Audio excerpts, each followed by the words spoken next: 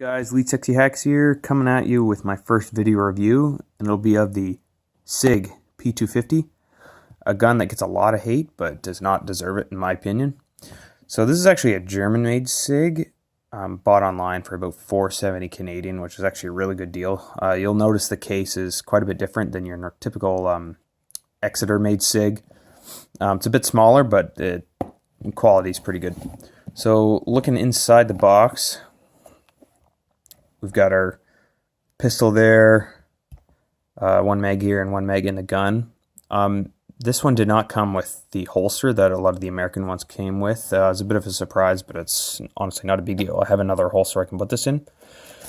Paperwork-wise, this gun only came with kind of the shitty inkjet printer-made instruction manual, but to be honest, I never read these, so I don't really care.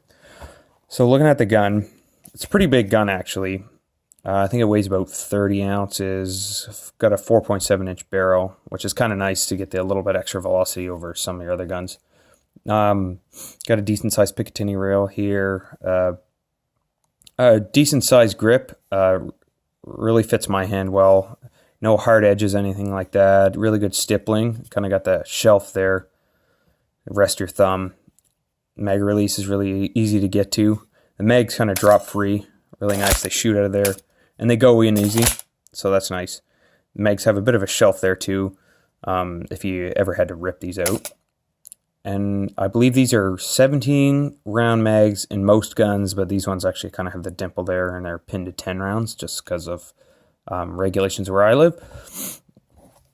Put that mag back in there. The finish on the slide is not the usual nitron finish that most of the SIGs come with. It's kind of more slick and shiny, but it's actually pretty nice. I like it. Slide serrations are nice and deep. They offer a good amount of grip.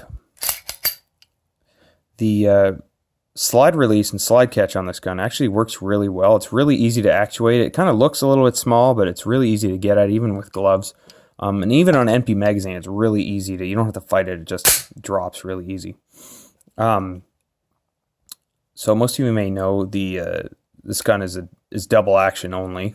Some people kind of would loathe that, but I actually think it's not too bad.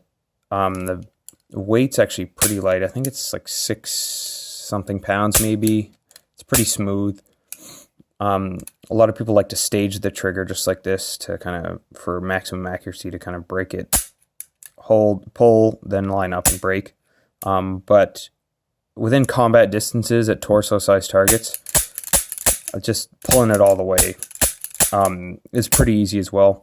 You notice the gun just has that kind of regular 3-dot white sights. The rear sight on this is kind of a weird cut. I'm not really sure if you can replace these or get new ones, aftermarket ones online, but I'll probably just stay with these sights anyway, so it's not a big deal for me.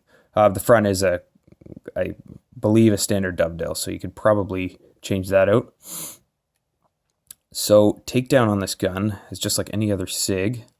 Drop your mag, lock slide open, flip the lever down, release the slide. Slide comes from the frame, got your spring, pull the barrel out. So looking at this recoil spring, it's kind of a little bit cheap on this one, kind of a cheap made plastic and a kind of a flat spring there. The barrel on this German one has a serial number printed on it as well. The slide has it as well, actually. The serial numbers are all over this gun. I guess the Germans like to do that, but anyway. 4.7-inch. The cut on it's a bit different than a lot of the American ones. You'll notice that this is kind of more flat and square, where the American ones have kind of like a triangular cut right here.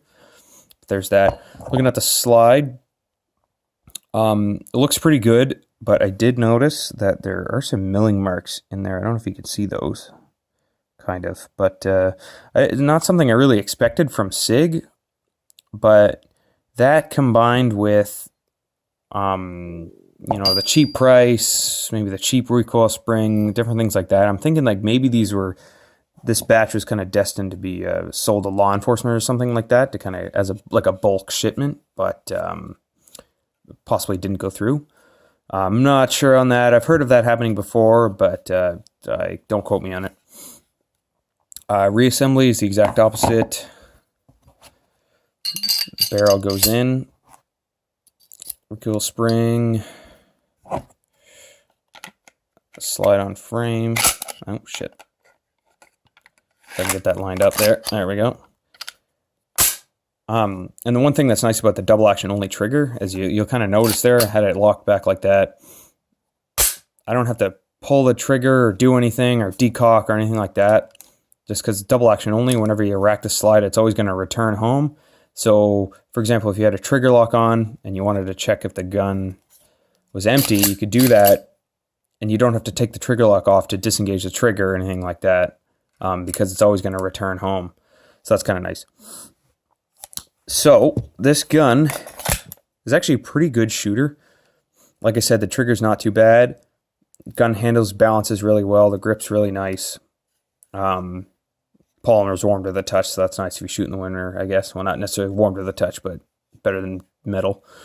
I only had one malfunction with this gun. I believe it was just a failure to cycle, but the only thing I've shot at this were my own hand loads, kind of getting into reloading, so there could have been an error there. I could have kind of underdosed the power, but I wouldn't necessarily hold that against the gun.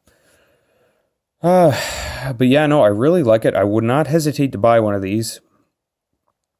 If you're thinking about it, you can get into them a decent bit cheaper if you can find them than 320. And like, I'd almost rather carry this over something like that just because of the double action pull, just draw from holster, no safety or anything like that. You don't even have a light single action trigger to deal with. It's just a heavy pull, but in a pinch, like, it's not hard to pull. You could definitely put some rounds down at close range with that. It is not that hard to pull. So yeah, I really like this gun. Could not recommend it enough, especially for the price. Anyway, guys, thanks. See you next time.